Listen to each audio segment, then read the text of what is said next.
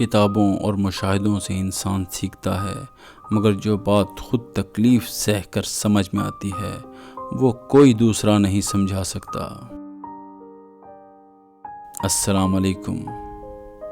نیکی اس خوشبو کی مانند ہے جو نیت کے پھول سے پھوٹتی ہے۔ جتنی نیت صاف ہوگی اتنا ہی یہ پھول خوشبودار ہوگا۔ جو عورت آپ کے لیے بار بار روتی ہو تو اسے آپ سے پیار نہیں بلکہ سچی محبت ہوتی ہے۔ زبان انسان کی اچھی اور بری شخصیت کے راز کو اگل دیتی ہے۔